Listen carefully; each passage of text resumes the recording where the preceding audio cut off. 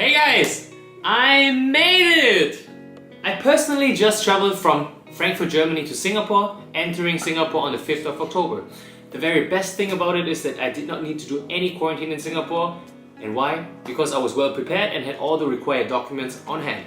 So the travel went very smoothly. Before we jump into the details, I would like to give a shout out to the Singapore Airlines crew that I flew with. They were simply amazing, phenomenal service, professional and always friendly. Definitely recommending the whole Singapore Airlines experience to everyone. So if you also want to travel to Singapore quarantine free during COVID times and you want to know about the process and the required documents, turn up the volume, sit back, relax and watch this video very closely. Please also make sure to read the video description below, as I will summarize all the information and also copy all the important links down there. It is very important that you do your own research before you travel. Let's go.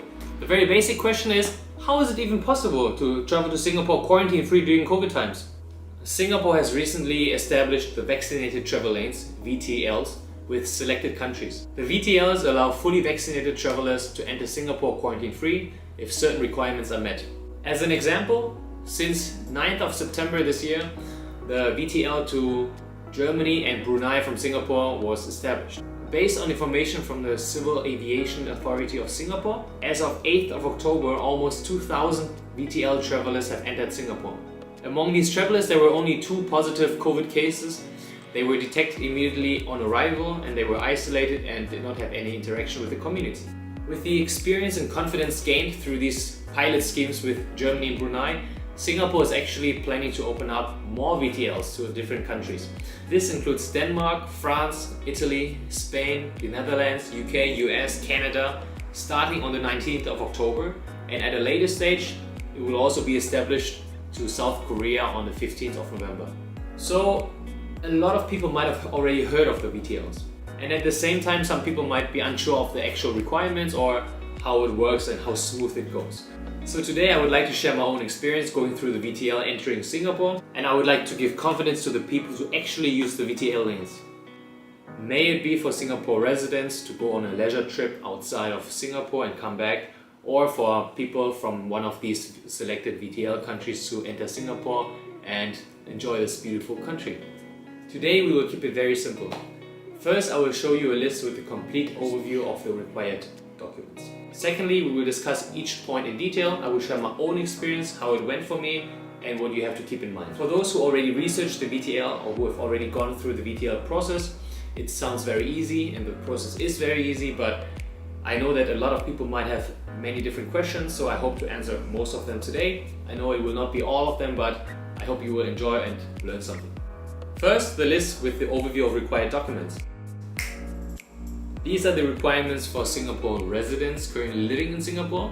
Feel free to pause the video, take a quick look at the points, but as I said, the second step in our video will be that we together go through each point. Here, you can see the additional requirements for short-term visitors, for example, when you are a tourist coming to Singapore. Point number 1, the vaccinated travel pass. Singaporeans and PRs do not need to apply for the VTP. However, everybody else needs to do so, and please use the above link to apply. When do you need to apply for the VTP? You need to apply at least 7 days and maximum 30 days before your intended arrival in Singapore. There's no fee for the application itself. After entering all the information during the application, once you submit, in my case, I received the approval via email after only 2 or 3 minutes. With the VTP approval, you have a single entry into Singapore and up to 6 days after that. For short-term travelers, do not forget the additional requirements such as a valid visa if required. This is how the VTP looks like when it's approved. Point number 2, vaccination certificate. Only fully vaccinated travelers are allowed into Singapore. You need to have received your full vaccination in your respective VTL country and/or Singapore. The last required vaccine must have been received at least 14 days before entering Singapore. Here in this link you can see what is considered fully vaccinated for Singapore and which vaccinations are eligible. For Singapore residents who are already fully vaccinated in Singapore, to get the vaccination certificate you can go to notarize.gov.sg and simply print it there for free. Point number 3. Before entering Singapore, the traveler needs to have stayed only in the VTL country of departure and or Singapore within the past 14 consecutive days. From 19th of October onwards, travelers can have been in their VTL country of departure and or the other VTL countries and or Singapore. Point number 4. Very important point. You have to book and fly only on designated VTL flights.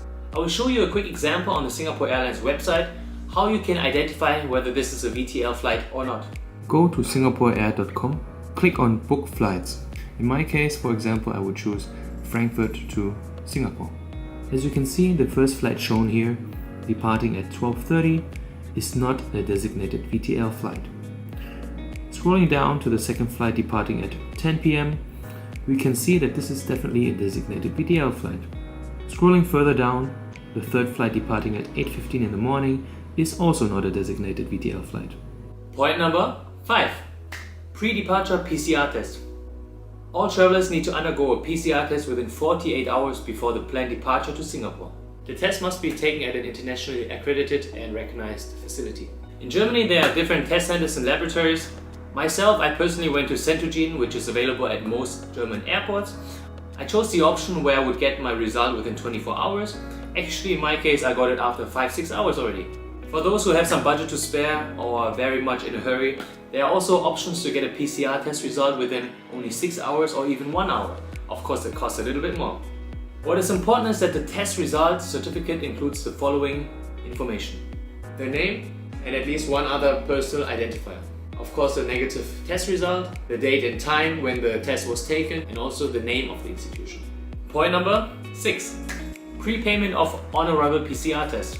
Once you arrive in Singapore, you will get off the plane, you will go through immigration, you will take your luggage, and then you will go straight to the test center and take an on-arrival PCR test. For that, it is important that before you travel to Singapore, you must register and also prepay for the PCR on-arrival test. The price is approximately 160 Sing dollars, and I've copied in the video description the link where you can register and prepay. Point number 7. Secure yourself a self-isolation accommodation. Even though with the VTL there's no quarantine requirement in Singapore, you still need to self-isolate after the on-arrival PCR test until you receive your negative test result. You will receive your test result via your provided email. In my case, it took only 5 to 6 hours after I took the test. Make sure to secure yourself a self-isolation accommodation in advance. You can read up exactly what accommodations are eligible. Point number 8. Submission of the Singapore arrival card. Starting 3 days before your trip to Singapore, you need to submit your health declaration, travel history, declare what accommodation you will stay in Singapore. This will all be done electronically through the e-service. In my case, the website unfortunately was down before my travels, but don't worry, if you could not make it to submit this Singapore arrival card, you have still the chance to get off the plane. The friendly officers at the airport will help you do it on site. Point number 9. Transportation between the airport and the self-isolation accommodation. After the on-arrival PCR test at the airport, you need to immediately go to the self-isolation accommodation. You can use private transport, taxi, private or hired cars.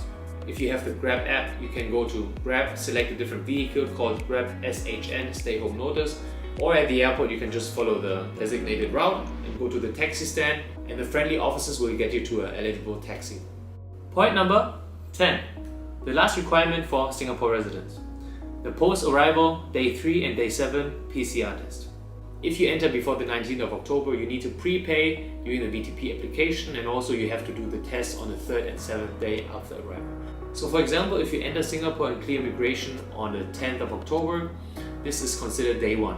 This means that you will need to take another PCR test on the 12th of October as well as on the 16th of October, which is the 3rd and the 7th day after arrival. These two tests will not be required anymore for travelers entering Singapore through the VTL after the 19th of October this year. Now coming to the short-term travelers, including tourists. Additionally to the 10 previously mentioned requirements, for short-term travelers there are 3 additional requirements. Number 1, please check separately if you need a visa. I copied the link here and also in the video description below where you can check if you actually require a visa. Number 2, you need a travel insurance covering at least 30,000 Singapore dollars for COVID-related treatments. Please always carry a physical or digital copy with you of this insurance. If you don't know what kind of insurance to get, Check out this list as an example. The third additional requirement for short-term travelers is to download and register their profile on the Trace Together app. In Germany we have the Luca app, in Singapore we have the Trace Together app. And for the full requirements, how to download and create your profile, please see also these links and also copy in the video description below. So that was it, all the required documents covered. I hope this video helped you get a little bit more clarity and that a lot of more people will use the VTL lanes. I can't wait for the VTLs to the other countries. For the rest of the video I will show you some impressions from my trip back from Germany to Singapore. Enjoy!